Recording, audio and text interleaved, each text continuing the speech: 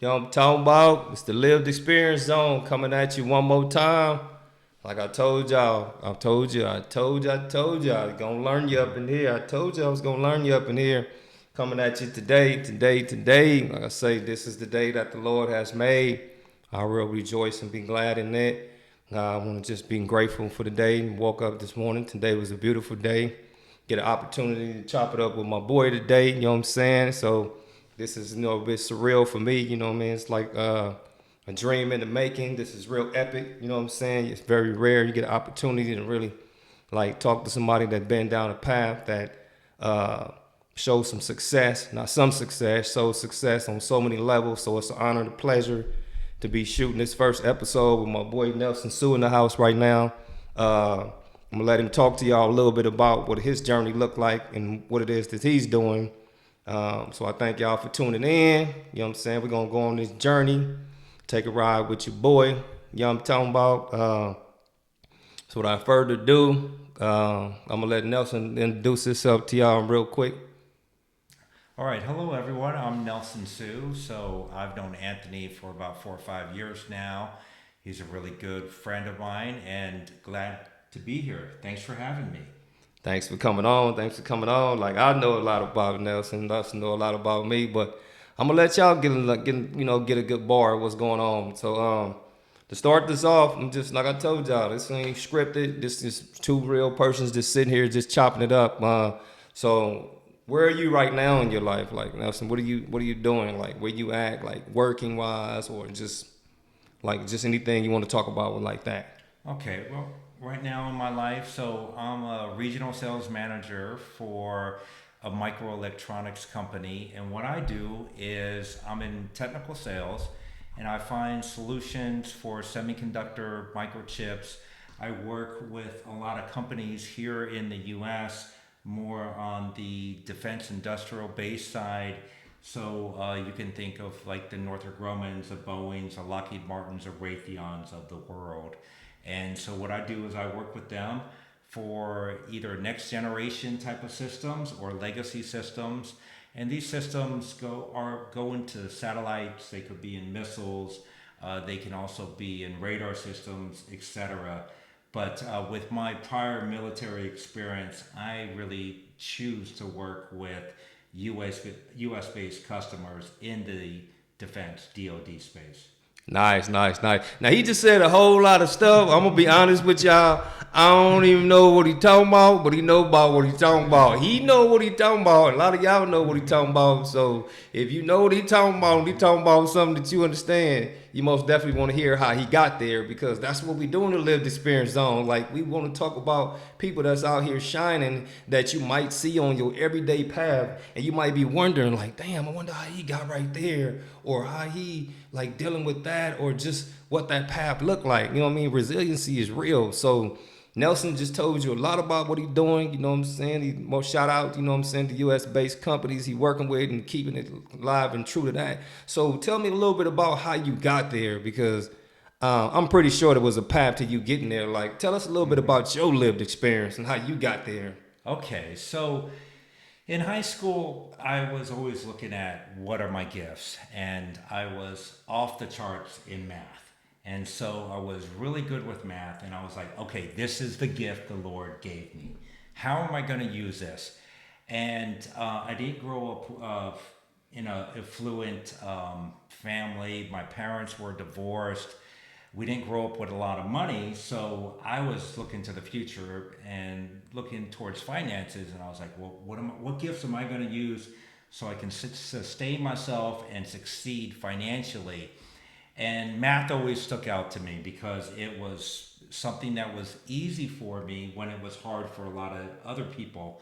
I was also given the gift that I could sit in a room for hours and do math problems, et cetera, and really nerd and geek out. So I decided that engineering was good for me. And when I did graduate from Alameda High in 1986, I didn't have the opportunity to go to college. Did, I was accepted, I should say, by DeVry Institute of Technology in LA. However, my father passed away early, At that point, I stopped going to school. I blew my grades. I did catch it towards the later part, but I didn't have a good enough grades for scholarships.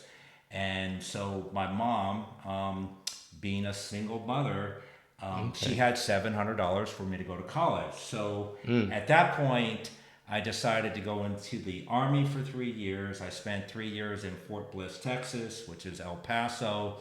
And the Army paid for 3 years of my university studies. Started off at New Mexico State, ended up graduating from San Jose State University. And I always followed the engineering path. And when I was in, before even going into school, I looked at some of the career options and I looked at all the different engineering. It's like, okay, industrial engineering, electrical engineering, chemical engineering, what's the trend? And I was given a gift at in the 90s, there was Silicon Valley taking off. And Okay. that's why I ended up with microprocessors, semiconductors, computer chips, whatnot, because it was also the trend. So the degree plus the trend equal financial security for me.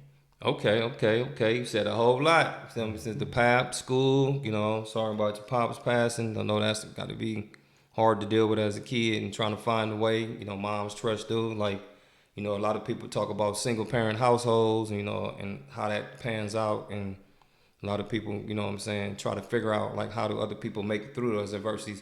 So when you talk about school and then you dropping out of school, like, and then trying to get back on path, like, what was that like? Like just, and then you said like the military, like you chose the military, like, because a lot of people I know that go into the military and then come home. There's a lot of benefits into going into the military. You know what I mean? Thanks for your service. You know what I'm saying? And I know um, a lot of people that go that path. Sometimes I wish I would have went that path. I've been to prison, and I kind of feel like if I would have went that path, I would have had a better future. Even though I'm grateful where I'm at right now. But when you talk about, because engineering is a very uh, lucrative or very, like you said, you went into it because you wanted to get money. Was that like the only choice that you chose? Like when you looked at school, was it engineering, or like was there any other trades or any other way, or you just knew like engineering is my thing, I gotta have this? Well, I was always good, like I said multiple times with math and fixing things and able to focus. And I really just always enjoyed fixing things. So engineering to me was really just to be able to tinker and have a decent financial lifestyle while I would fix things, but also I primarily went into engineering not for the money, but really to make the world a better place. Okay. So it was really to give back and give society what it really needs and really help society. Well, that's deep because a lot of people do, other ways of giving back to society, but you found your own way to do that. Like some people do like nonprofits, or they do like churches, or they do like philanthropy type things, but you found a way to use your gift in order to help make everybody safer. And I appreciate that because sometimes people always have one clear way of looking at that. Like, how do I give back? Like, I'll go feed the homeless, or I'll do this. But to know you do it, you chose education and chose a career path to do that while being well off, you know what I mean, trying to make a few dollars here, and there ain't nothing wrong with that. And that's one of the things I always tell people about school too, man. I'm glad you said that because a lot of people we talk to at Project Rebound or just talking to the kids about school is like, what are you doing it for? Like, you know what I mean? 'Cause I remember my mom used to get me up for school and be like, go to school and get your clothes on and do all this stuff and wake up and math, science, and social studies and English. But nobody really never like kind of sat me down and tried to instill in me like the benefits of like school and what that was going to do for you with finding your purpose like you did. So, and for you to find that early on is a blessing, I think, man. I don't think I know it. Like, it really is a blessing.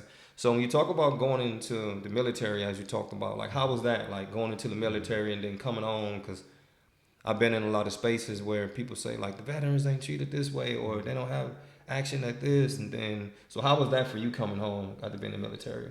Well, I want to talk a little bit about also one of the benefits of the military is it gave me structure. So after losing my father, being lost in life, the military gives you structure, and you know that since in prison you had structure, like what Mm-hmm. time you wake up, what time you go to bed. discipline, etc. You have to get the mission accomplished. It doesn't matter if you've been up for 48 hours, 72 hours. It doesn't matter if you have a 5 o'clock in the morning wake up. You will get the mission done.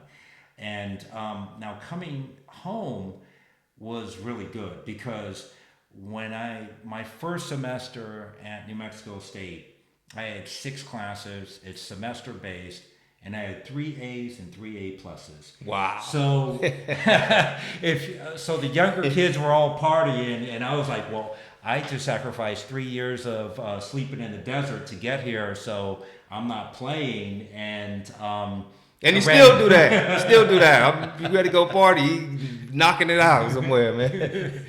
So it was really good. Reentry was easier for me because I had structure, I knew discipline, and you don't fail the mission, etc.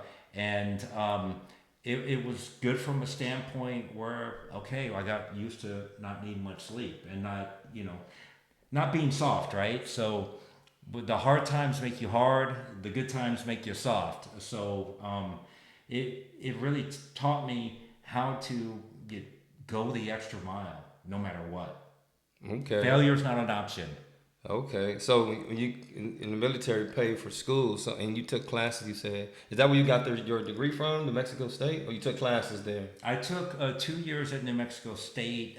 Why I didn't finish my degree there is I would have had to pay out of state tuition, which was very expensive. So then I transferred to San Jose State University and I finished up my bachelor's there. And I was working for a company in San Jose, Cypress Semiconductor, and they had a program with Stanford. And I started going down the master's for electrical engineering. But then I decided when I was working for the company that I really liked working with customers. So I didn't want to be an IC designer, integrated circuit designer anymore. So there was no reason to get that much of a technical degree. So had a couple classes at Stanford, which was a whole other experience because you could think of one class at Stanford might be 20 hours of work per week. So when you're fully loaded, it really gave me an eye-opening experience of what it means to play at the highest level, which Stanford is. Between Stanford and MIT, it's number one or number two, and it flips flops between the two. But those are the top two schools in the nation for engineering.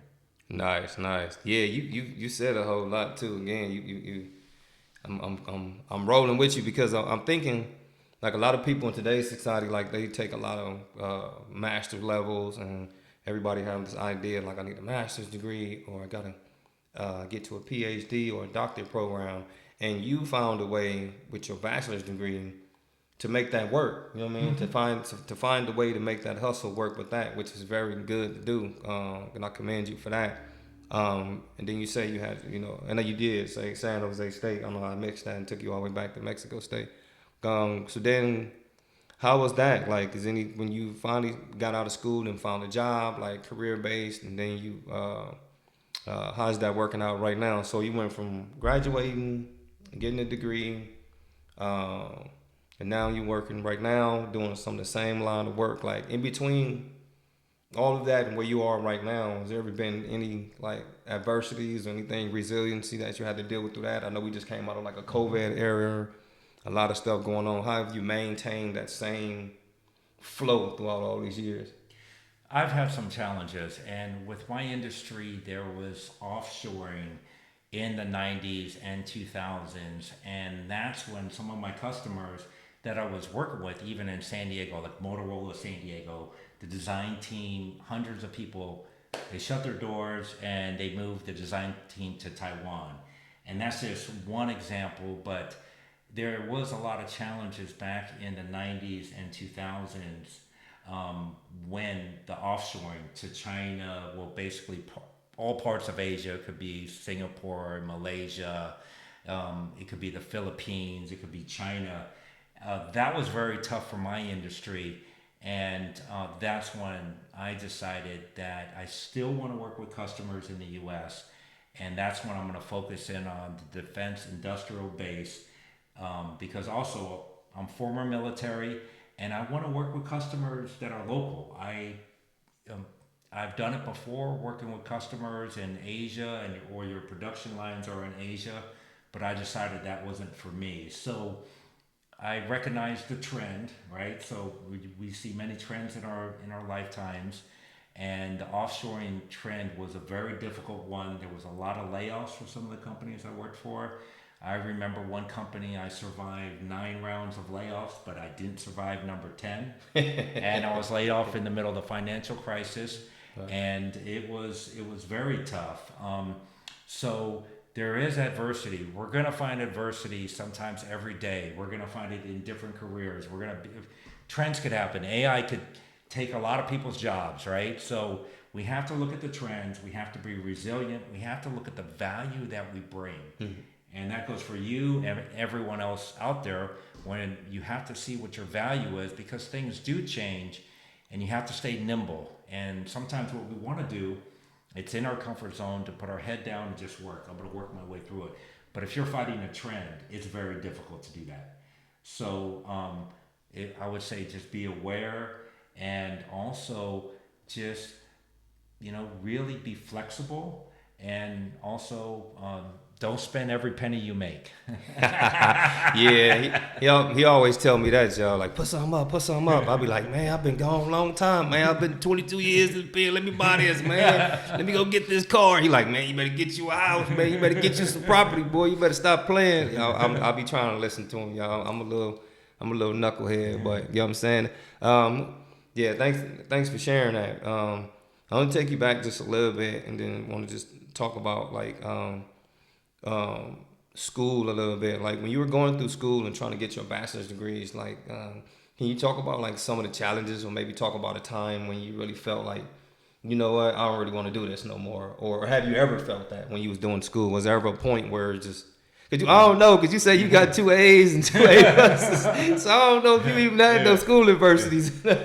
Oh, but so the Army did pay for my university studies. That was paying really for tuition and books. Okay, so it was about the average about $700 a month. Well, so I worked part time, sometimes close to full time, also all the way through school.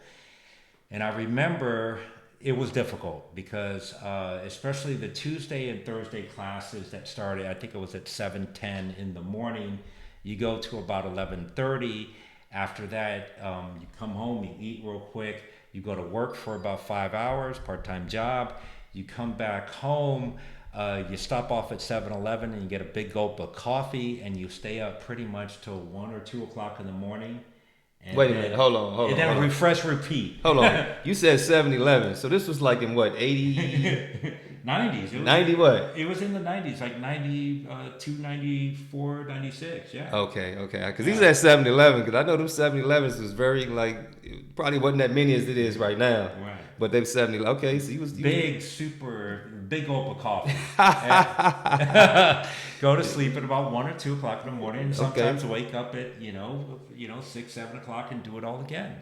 Yeah, so there was plenty of challenges. Was there a time that I wanted to quit? And I was like, no, because I did graduate with some student loans. Small by today's means. I did graduate with, I think, $8,000. Inside joke. He on me about my student loans. Inside joke. He tried to get me. Okay. Yeah, so, that's all good. So, Army College Fund, GI Bill, which was a military U.S. government, part-time jobs, and then $8,000 in student loans. But that paid for my bachelor's, and it was damn tough at times. I mean, if you look at the engineer. Especially what's tough is when you're sitting there and studying all night, and you hear the frat houses down the street of the business schools, and they're having a great time. And it's like, oh, the business school, they're always partying, they're always having a good time. I'm locked up in this box for some years, but the payoff is there. And so electrical engineering has over a 50% dropout rate. Even the first year, it's 1/3.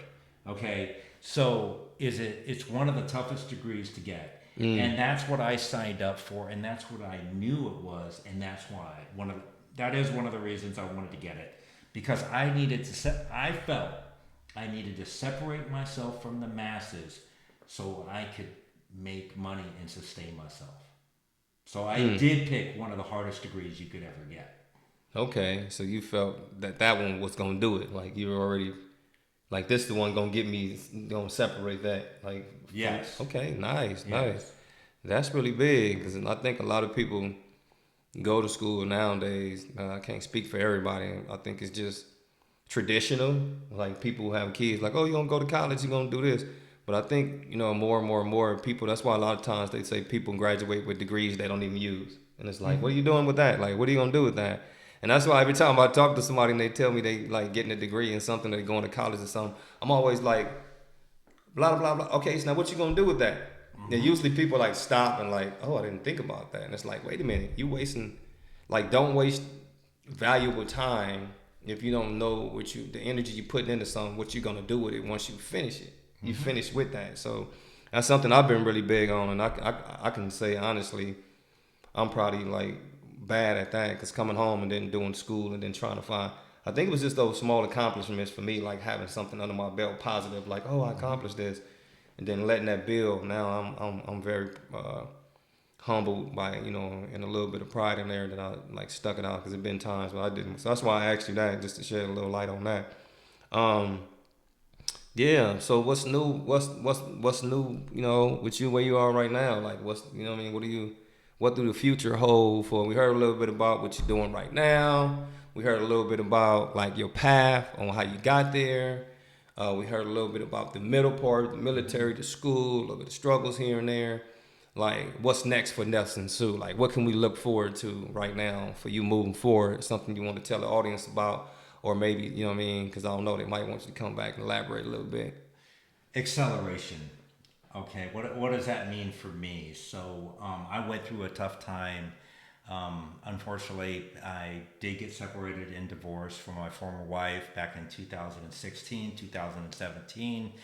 And I, in that separation, I lost my house. So I had to go buy another house 2 years ago.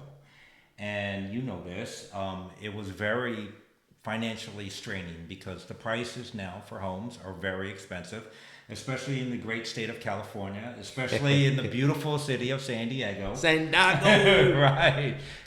We all know it. So now I've been in the house for 2 years, and really everything is really settled. I've pretty much gone through all of my old boxes, etc. So what I want to do is I want to work on my house, my homestead, and I'm committed to stay in San Diego at least until my daughter graduates high school, and but really have some fun, enjoy life, and really get settled in my house. My career is going. It doesn't matter what company it is at this point because it's 28 years in semiconductor. There's a focus now for the U.S. to bring that technology back on shore. So I don't really have to focus too much on the career right now. It's more about what do I want to do in life. It's more of just getting settled into my new home. Yes, it is 2 years, and then also the giving back piece. That is something for me. As I get older, I look to the future generations and what am I going to leave? And again, it's to leave the world a better place, not how you found it, but do some improvement and give back. And so that I used to do a lot of volunteer work, Kids at Heart, at the church, build some homes in Tijuana for the people that don't have regular homes. It could be homes built out of your old garage doors. They slap it all together, and that's their four walls. And so it'll really be the giving back and make sure when my day, when my days are over, that I can feel good, in my heart that I did the best I could to leave the world a better place and to make my impact on people. Nice, nice, nice. Well, I really appreciate you coming on and sharing that with us today, man. Just to give y'all a little bit of background, a little bit of context about how me and Nelson met, through a mutual friend, Zach. You know what I'm saying? We used to hang out downtown, watch a little football, basketball a little bit, chopped it up with him a little bit. And I remember I was doing Uber and Lyft, and he was like finna take a Uber or a Lyft, I don't know for which one it was, and I was like, man, I do that. And then, you know what I'm saying, we chopped it up on the way, and I was kind of like, oh, she wrote, you know what I'm saying, and we been boys ever since, man. Very inspirational to me to have somebody that was out here that was already established and doing their thing, wasn't judgmental, knew my background from being formerly incarcerated, never judged the brother. So it's an honor for me to have him on, one of my dear friends, um, and to just allow him to share some of his truth. And that's what I'm saying. Like in this lived experience zone, it ain't got nothing to do about incarceration or any of that. It got something to do about people sharing their everyday experience about their resiliency and something they may have been through, because you never know the resiliency that somebody else can been through. Like I can easily be like, well, I've been to prison 22 years and what do he know about struggle? Like he don't know nothing about struggle, but that ain't true. Like I always tell people be like, man, you did 22 years and I did 1 year, or I did 5 years, or I did 6 months. And I'll be like, bro, sis, like whatever time you did, like that's, nobody should be locked up. I mean, some people may need to get there to get their stuff together. Like I needed it. I know it saved my life. You know what I'm saying? Being able to be away from that. So I just wanted to shed some light on that. We get ready to wrap this thing up a little bit. Like this is the second episode of the Lived Experience Zone. We're gonna learn you. We're gonna come back at you. Once again, like I say, it's my boy Nelson Soo. We're gonna bring him back. Like this, comment on it, subscribe. If you got any questions for my boy, we can bring him back anytime. Like I say, military engineer out here doing this thing. I just got 2 more things to do. Got a little gift for my boy. I'm gonna slide him right now. So we want to try to take care of our guests when they come on. I got this Project Rebound mug. I'm gonna end up giving my boy. All right, thank you very much. I'll put this to use. And then I gotta rep that San Diego State keychain. That's just from the Lived Experience Zone, from one brother to another.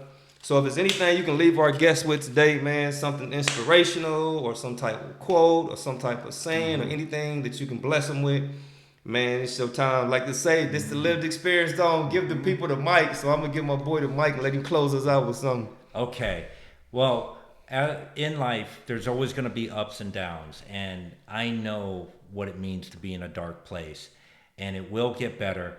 Just stay focused, pray, reach out, be with friends, be with community, and also just remember, it's just part of life. It's not like you have a curse on you. It's, there's no reason to get depressed over it. We will all have challenges in life. It's how we get back off the freaking mat. Word. And we're going to bounce back harder. Something's going to happen. It could happen today. It could happen next month. But we just have to be prepared for it, I would say, and just, not be paranoid about it, but expect it. Expect that there's going to be bumps in the road. It's not always up and to the right, but it's really, persevere, stay positive. And yes, some advice I would have, especially right now, because there's a lot of things going on in the world. Sometimes turn off the TV, turn off the garbage, and just protect your mind and stay focused. And, even like with this room here, with some of the sayings in here, I mean, I might come in here and just sit in here with, a pen and paper and just doodle. But, I don't do it in front of a TV. I watch what's coming into my brain. I watch what society is trying to program me with. So sometimes you just have to pull yourself back and really just focus in on what's important, friends, family, your health, etc. And protect yourself from what's going on and stay positive. Nice. Well said. Somebody get that man a Nobel Peace Prize. You know what I'm talking about? It's coming to you straight live from the Nelson Soo himself. Like I said, if you got anything you want to ask him, put it in the comments. You know what I'm saying? We can always bring him back. You know what I'm saying? We open to do it live, whatever y'all want to do. Like I said, it's to give the people the mic zone. We in this thing. We ain't going nowhere. We're going to keep on bringing them to you. Anything you want to see, anybody you want to hear from, just let us know. We're going to do it. This ain't nothing to it but to do it. Once again, my brother, I appreciate you coming through.